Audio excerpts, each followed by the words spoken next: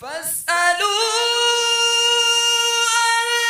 الذكر إن كنتم لا تعلمون۔ تو اے لوگو علم والوں سے پوچھو اگر تمہیں علم نہ ہو۔ صلوا علی الحبیب صلی اللہ علی محمد صلی اللہ علیہ وسلم۔ الحمدللہ رب العالمین والصلاة والسلام علی سید الانبیاء والمرسلین، اما بعد فاعوذ باللہ من الشیطان الرجیم، بسم اللہ الرحمن الرحیم۔ ولا تكونوا كالذين تفرقوا واختلفوا من بعد ما جاءهم البينات وأولئك لهم عذاب عظيم۔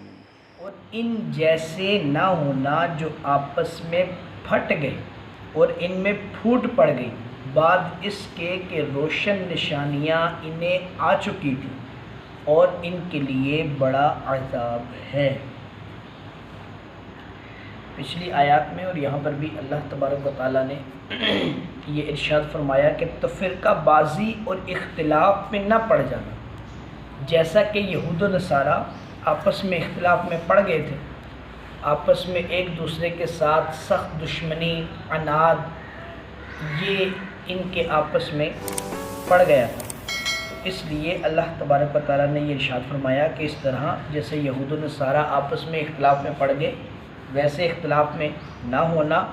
اور یا اس آیت کا دوسرا معنی یہ ہے کہ جس طرح مسلمان ایمان لانے سے پہلے دورہ جاہلیت میں تفرقہ میں پڑے ہوئے تھے، اس تفرقہ میں پڑھنے سے منع کیا گیا۔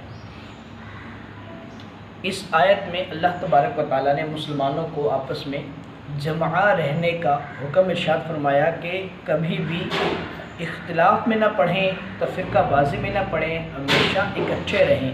اور اس اکٹھے ہونے پر محبوب کریم علیہ السلام نے بہت سی احادیث بھی ارشاد فرمائی ہیں، جیسا کہ حضرت عبداللہ بن عمر رضی اللہ تعالیٰ عنہما سے روایت ہے، رسول اللہ صلی اللہ علیہ وسلم نے ارشاد فرمایا کہ اللہ کبھی بھی میری امت کو گمراہی پر جمع نہیں کرے گا، اور اللہ تعالیٰ کا دست رحمت جماعت پر ہے، جو جماعت سے جدا ہوا وہ دوزخ میں گیا۔ اللہ اکبر۔ اسی طرح حضرت انس بن مالک سے روایت ہے، نبی کریم صلی اللہ علیہ وسلم نے ارشاد فرمایا میری امت گمراہی پر کبھی جمع نہ ہوگی، جب تم اختلاف دیکھو تو بڑی جماعت کو لازم پکڑ لو۔ اب ہم دیکھتے ہیں کہ جو بھی نیا فرقہ بنتا ہے وہ ایک بڑی جماعت سے ہٹ کر ہی الگ بنتا ہے، تو یعنی وہ جو فرقہ نیا بنتا ہے وہ اس حکم کی خلاف ورزی کرتے ہوئے ہی بنتا ہے۔ یوم تبیض وجوہ وتسود وجوہ فاما الذین اسودت وجوہہم اکفرتم بعد ایمانکم فذوقوا العذاب بما کنتم تکفرون۔ جس دن کچھ منہ روشن چمکتے ہوں گے اور کچھ منہ کالے، تو وہ جن کے منہ کالے ہوئے کیا تم ایمان لا کر کافر ہوئے؟ تو اب عذاب کا مزہ چکھو، اپنے کفر کا بدلہ۔ یہاں اس آیت کے اندر اللہ تبارک و تعالیٰ قیامت کا نقشہ کھینچتے ہوئے ارشاد فرما رہا ہے کہ قیامت والے دن کچھ لوگوں کے چہرے جو ہیں وہ روشن اور چمکدار ہوں گے، اور کچھ لوگوں کے چہرے جو ہیں وہ سیاہ ہوں گے۔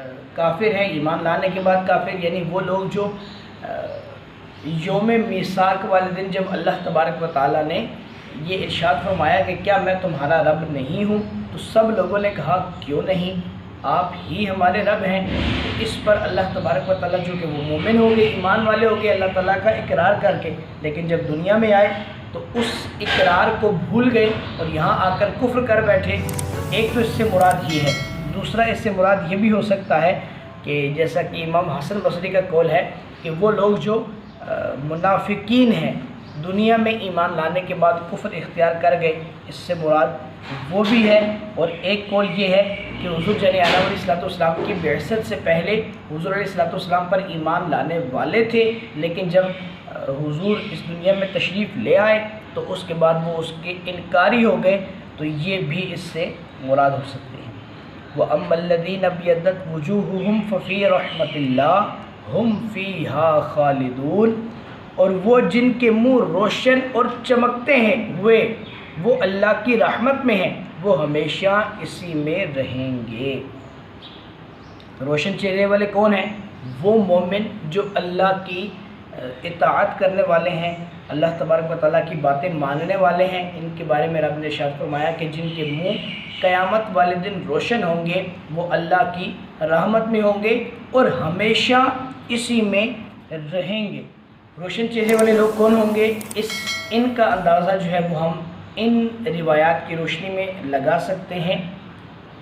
تفسیر در منصور، اس میں حضرت عبداللہ بن عباس رضی اللہ تعالیٰ عنہ سے روایت ہے، جب یہ آیت مبارکہ یہاں پر پہنچی تو اس کی تفسیر میں حضرت عبداللہ بن عباس کا قول نقل ہے، تَبْيَضُّ وُجُوهُ أَهْلِ السُّنَّةِ وَالْجَمَاعَةِ وَتَسْوَدُّ وُجُوهُ أَهْلِ الْبِدَعِ وَالضَّلَالَةِ، یعنی قیامت کے دن اہل سنت کے چہرے چمکتے ہوں گے اور اہل بدعت اور گمراہی میں جو لوگ پڑے ہوئے ہیں ان کے چہرے جو ہے وہ سیاہ ہوں گے۔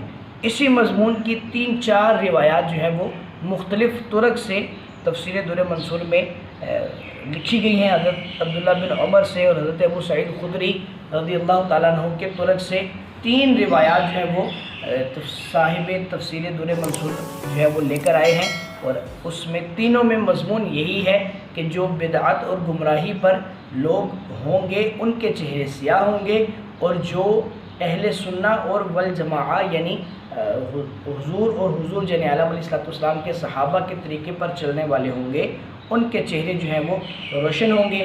ہم دعا کرتے ہیں کہ اللہ تبارک و تعالیٰ بروز قیامت ہمیں چمکتے چہرے والوں کے ساتھ رکھے، اور جن لوگوں کے چہرے سیاہ ہو جائیں گے ان سے ہمیشہ ہمیں دنیا میں بھی اور آخرت میں بھی بچ کر رہنے کی توفیق عطا فرمائے۔ آمین بجاہ نبی کریم۔